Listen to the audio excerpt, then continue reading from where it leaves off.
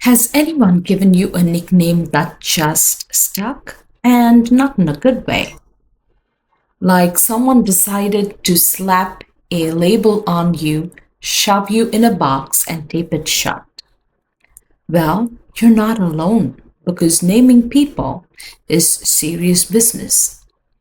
For example, take the 80s and the 90s. Parents thought it would be adorable to mash their names together to name their kids. It worked sometimes. Dad's Tom, mom's Mary. Congratulations, you have a son named Tori. Or worse, a daughter named Mado. These names are out there walking around on resumes. God bless those kids.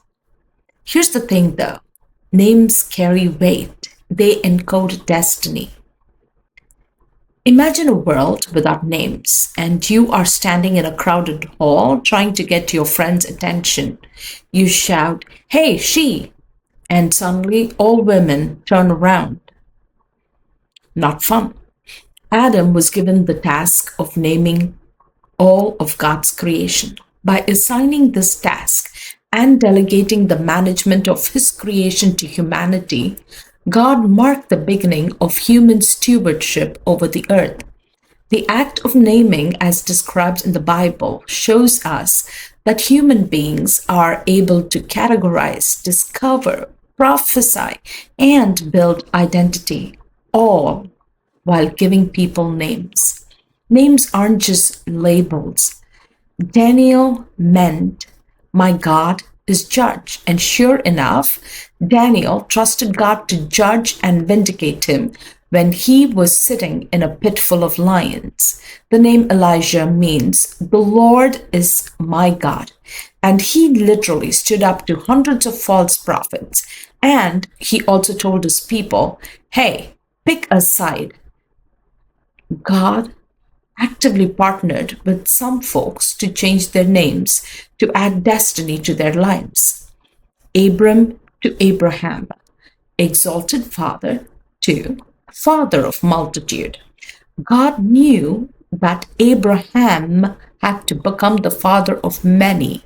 The first thing he did, even before the child was conceived, God changed Abram's name by adding the syllable Ha, the very syllable in the name Yahweh, to breathe life into Abram's life and destiny.